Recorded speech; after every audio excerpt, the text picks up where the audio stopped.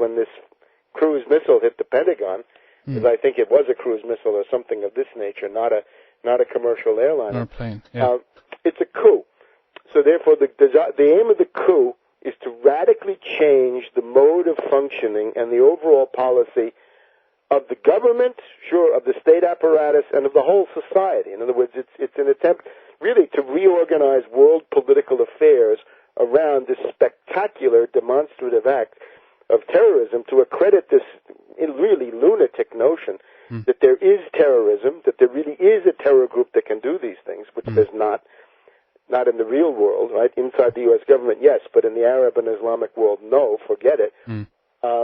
And it allows you then to launch the war on terrorism and to essentially maintain an entire social system based on this. Yeah. Let me just say, we have Operation Northwoods. We have all kinds of documents from the Pentagon in the early 1960s where they say, they plan, we can have bombs go off in New York, we can have bombs in Washington, D.C., we can have bombs in Miami, Florida, we're going to kill American citizens, we're going to fly planes over Cuba, blow them up, we're going to have our own soldiers killed through some kind of an attack on the Guantanamo Bay base, all of this to get the war with Castro. And I think that's a key. That this network does not hesitate to kill Americans. I can remember 60,000 young Americans dying in Vietnam for absolutely nothing as a result of this Gulf of Tonkin, which again is revealed to have been a fraud. And indeed, if we look at all of this, the wars of the United States, generally speaking, start off with acts of state-sponsored false flag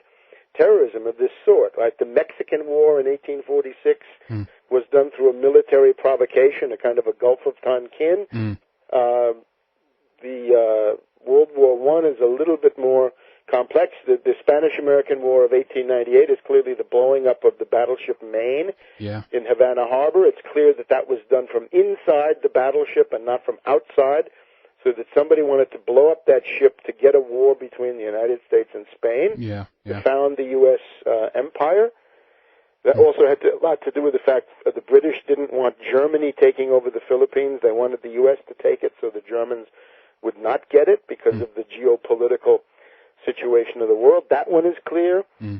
Pearl Harbor, probably a complicated case also. I don't think it's as simple as a lot of people do in this movement. But generally, we do have at least a number of pretty well-documented cases. With the Gulf of Tonkin is probably the clearest of all.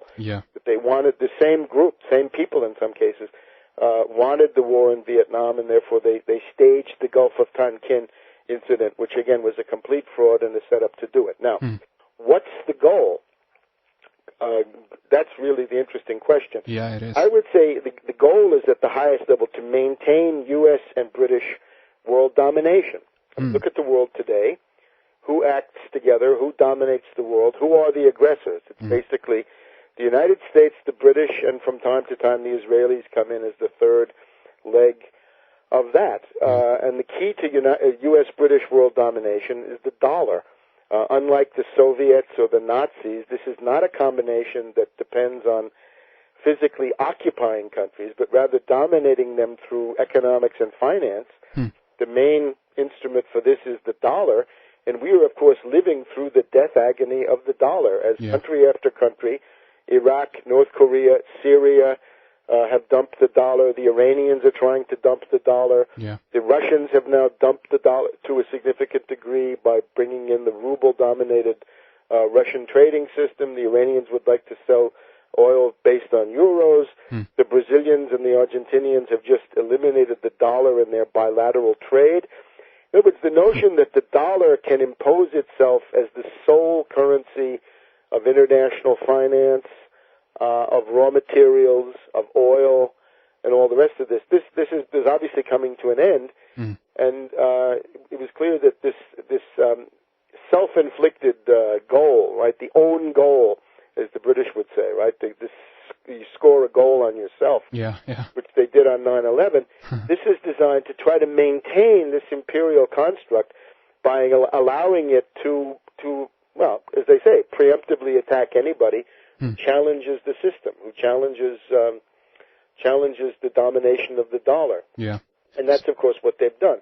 So it allows them then to go to this policy of preemptive war based on flimsy pretext, and everybody knows that there are geopolitical elements. There are also dollar-based elements. It is no coincidence, really, that North Korea and Iraq under Saddam Hussein were the first two countries to dump the dollar in terms of their international trade, and in the case of Iraq, oil sales. Yeah.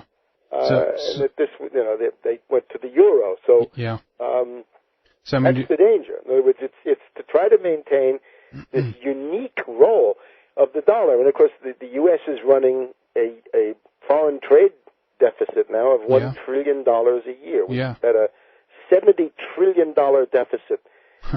$70 billion deficit in the last month. When that's going to add up, then you multiply by 12, you're practically at $1 trillion of deficit per year. Now, that just can't go on, as everybody knows. But from the point of view of the neocons, they want it to go on.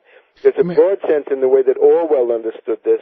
Yeah. If you want to have an oligarchical, plutocratic, hierarchical, unjust society where we just find that the average pay differential between a worker and a top executive is about 370 to 1.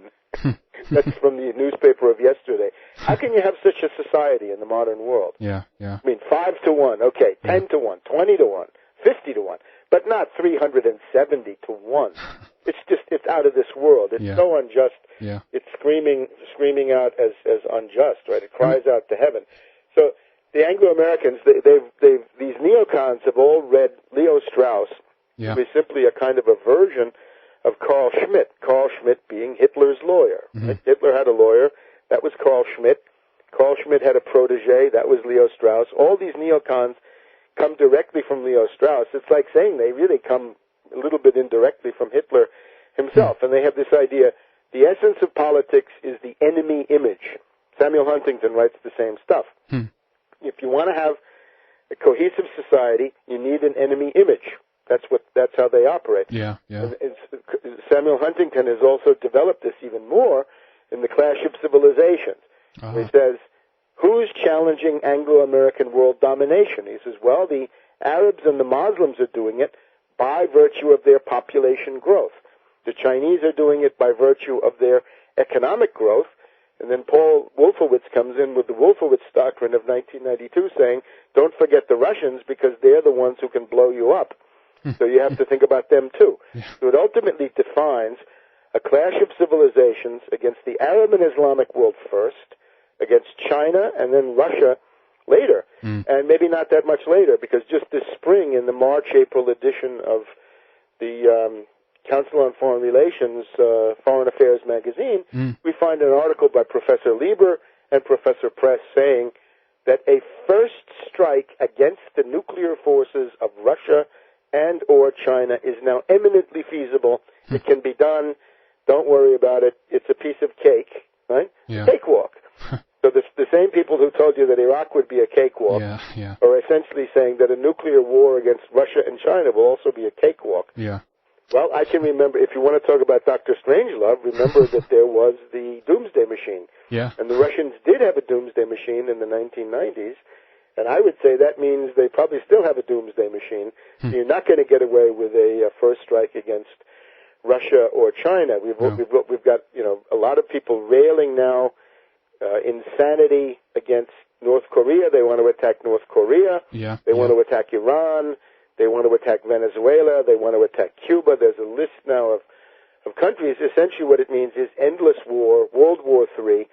And this is really the only answer that the neocons have to the problems posed by a dying empire. But none of this would be possible without 9/11. As I always say to the peace movement here, the peace movement has got to make 9/11 their number one point. And a lot of them are just incapable so far of doing it because of their, I guess, intellectual weakness or moral weakness, really.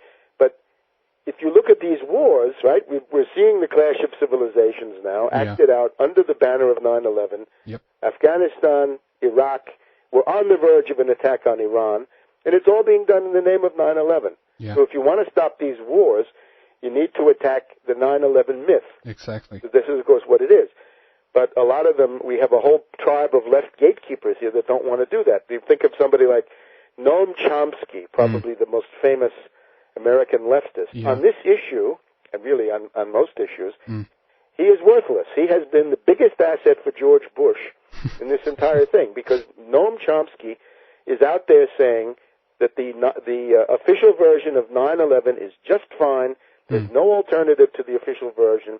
It's better not to touch the issue. And he also then slanders people who tried to get down to the truth on this matter. It's interesting to remember that Noam Chomsky has always argued that Lee Harvey Oswald killed Kennedy by himself, and that the Warren Commission was great, that there's nothing to object to in the findings of the Warren Commission. Yeah. And, I mean, he's really, he's what we call a left gatekeeper. In other words, he represents really the most important line of defense of this bankrupt establishment against the 9/11 truth movement. And what goes for Chomsky is also valid for Michael Moore, for The Nation magazine, for Amy Goodman, for a whole series of what we can call left liberal or radical liberals who are simply incapable of getting anywhere on this issue. They basically defend the government, and it's a tragedy, because normally you would have said, when the Bush administration comes out with a racist,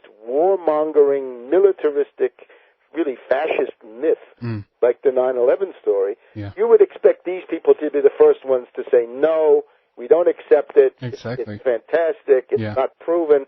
But no, they don't do that at all. They embrace the myth, they parrot the myth, and slander the 9/11 truth movement. So Noam Chomsky, I would say now, is a dead letter here in the United States. At least there's a tendency. So do you think that they are, bought and paid for, basically? Yeah, a lot of them are. I mean, if you look at Amy Goodman, she's obviously getting money from the Ford Foundation. If you look at the way the U.S. intelligence community is organized under Executive Order 12333, under Ronald Reagan, going back to the early 80s, the U.S. intelligence community, what you would think of as the Cold War CIA, has been largely privatized into the foundations. So if you're getting money from the foundations, could be the Soros Foundation, for example, or the Ford Foundation, or whatever it is, that's essentially the U.S. intelligence community. In the case of Chomsky, we can't forget that the institution he works for, MIT, Massachusetts Institute of Technology, is the biggest single recipient. Well, it's on the list of the 10 biggest recipients of Pentagon Department of Defense contracts. He's reported to have gotten himself very rich over the years in this line of work. All right. So there we have it. And I just have one question here, because when you talked about, the economic situation now in the U.S. and what is happening on that front, because in some sense it feels to me like we have people involved here who are into more the destruction of the U.S. than the build-up of it. Do you understand what I'm getting at here? Well, you have to remember, these are very ideological people, and when you look at what they do,